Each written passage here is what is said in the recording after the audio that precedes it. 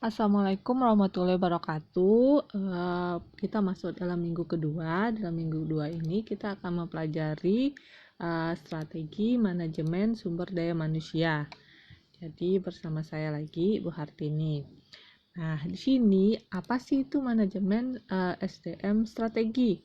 Jadi di situ adalah suatu proses pengelolaan dan pendayagunaan sumber daya manusia profesional agar seluruh karyawan itu mampu mengembangkan potensi yang ada pada dirinya secara optimal di lingkungan kerjanya, sehingga produktivitas kerja dicapai dengan maksimal. Nah, tujuannya apa sih? Jadi tujuannya itu adalah untuk meningkatkan kinerja sekarang maupun yang akan datang secara berkesinambungan sehingga dapat mempertahankan keunggulan kompetitifnya. Kita masuk ke 4 tingkat integrasi yang tampaknya terdapat antara fungsi MSDM dengan fungsi manajemen strategi. Jadi di sini ada hubungan administratif, hubungan satu arah, hubungan dua arah, serta hubungan integratif. Nah, tingkat-tingkat keterkaitan tersebut akan dibahas dalam kaitannya dengan beberapa unsur manajemen strategis. Jadi keterkaitan tersebut itu terdapat pada gambar atau fitur ini kita masuk hubungan administratif.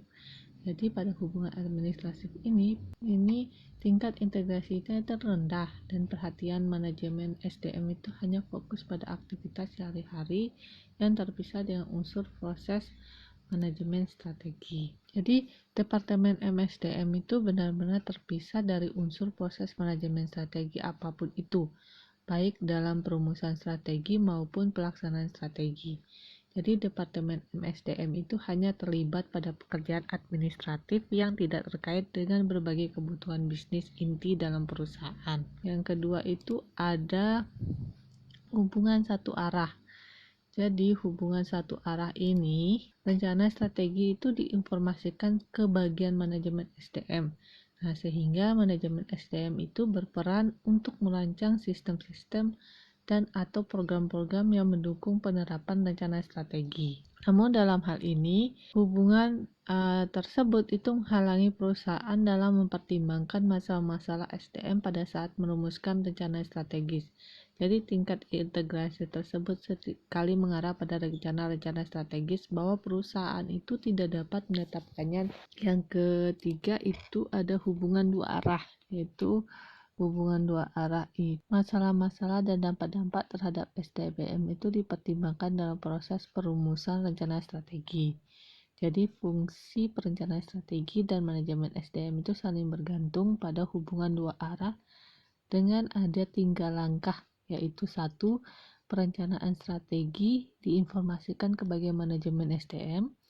Kemudian manajemen SDM itu berfungsi menganalisis masalah dan dampak dari rencana strategi tersebut terhadap SDM untuk kemudian menginformasikan ke bagian perencanaan strategi. Yang terakhir itu tim perencanaan strategi itu membuat keputusan strategi dan menginformasikan ke bagian manajemen SDM untuk kemudian dikembangkan untuk kemudian mengembangkan sistem-sistem atau program-program yang dapat mendukung penerapan rencana strategi tersebut. Yang terakhir itu ada hubungan integratif. Jadi hubungan integratif ini itu dia bersifat dinamis dan berinteraksi terus-menerus dalam berbagai aspek. Jadi fungsi manajemen SDM itu dibangun langsung ke dalam proses perumusan rencana strategi dalam pelaksanaan strategi. Dari keempat tingkat integrasi atau hubungan antara fungsi perencanaan strategi dan fungsi manajemen SDM ini, itu tentunya hubungan yang paling ideal dalam mendukung proses manajemen strategi perusahaan adalah hubungan integratif. Jadi sekarang kita masuk ke perumusan strategi. Jadi ada 5 unsur utama dalam proses manajemen strategis yang berkaitan dengan perumusan strategi. Ada 2 ya. Jadi peran manajemen SDM dalam proses perumusan strategi itu terdapat 5 unsur utama dalam proses manajemen strategi yang berkaitan dengan perumusan strategi, yaitu ada misi, sesuai dengan gambar ya, ada misi, sasaran, analisis eksternal, analisis internal, dan pemilihan strategi.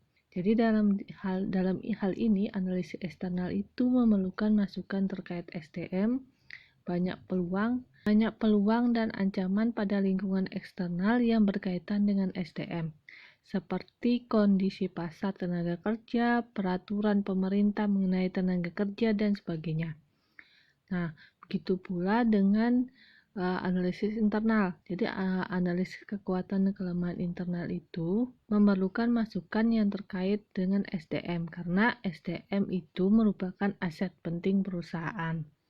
Nah, dengan mempertimbangkan masukan yang terkait SDM itu, tim perencana strategi itu dapat mempertimbangkan seluruh masalah bisnis yang berkaitan dengan SDM sebelum membuat pilihan strategi sehingga dapat membuat pilihan strategi yang paling efektif. Nah, di sini saya jelaskan dalam itu terdapat 5 unsur utama dalam proses manajemen strategi. Yaitu ada misi, sasaran, analisis eksternal, dan internal pemilihan strategi. Nah, di sini ada sasaran-sasaran atau goal atau sasarannya. Jadi sasaran itu adalah organisasi adalah apa yang diharapkan dapat dicapai dalam jangka menengah hingga jangka panjang di masa depan. Jadi sasaran organisasi itu mencerminkan cara, misi, dan akan dilakukan.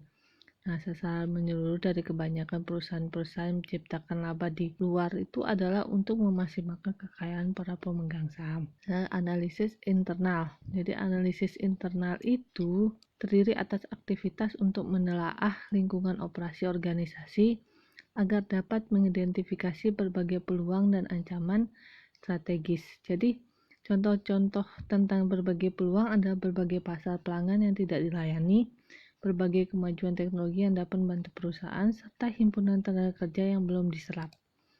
Nah, di sini ada analisis internal. Jadi, analisis internal itu berusaha mengidentifikasi berbagai kekuatan dalam kelemahan organisasi.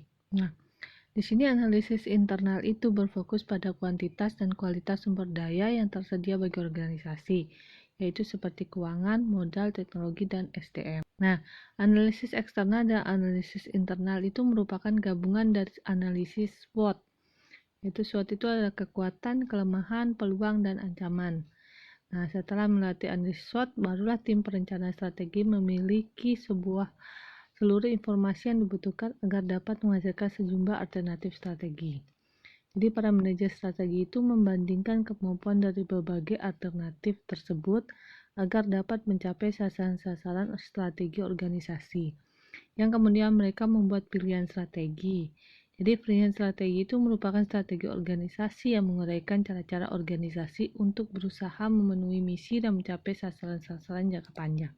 Nah, peran manajemen SDM dalam proses pelaksanaan strategi setelah pilihan strategi diterapkan. Jadi manajemen SDM itu harus mengambil peran aktif dalam menerapkannya. Peran manajemen SDM dalam proses pelaksanaan strategi setelah pilihan strategi diterapkan, nah manajemen SDM itu harus mengambil peran aktif dalam menerapkannya. Jadi terdapat 5 variabel penting yang menentukan keberhasilan pelaksanaan strategi. Nah, seperti gambar itu ada namanya struktur organisasi, perencanaan tugas, seleksi, pelatihan dan pengembangan SDM, serta sistem penghargaan, serta sistem informasi. Nah, seperti gambar, kita masuk ke slide selanjutnya, yaitu agar dapat melakukan strategi yang baik, itu harus dirancang struktur organisasi dan pembagian tugas antar unit kerja untuk mengejar strategi perusahaannya. Jadi selanjutnya itu harus ditentukan tugas-tugas setiap individu dalam perusahaan. Nah, untuk dapat melaksanakan tugas-tugasnya itu, para individu harus memiliki pengetahuan keterampilan tertentu, serta harus dimotivasi agar dapat menerapkan pengetahuan dan keterampilannya dalam pelaksanaan tugasnya secara efektif. Nah, hal ini dapat dicapai dengan perekrutan, seleksi, dan pengembangan SDM yang tepat. Nah, selain itu, fungsi manajemen SDM itu harus mengembangkan manajemen kinerja dan sistem penghargaan yang mengarahkan pada individu untuk bekerja dengan baik mendukung pencapaian strategi perusahaan.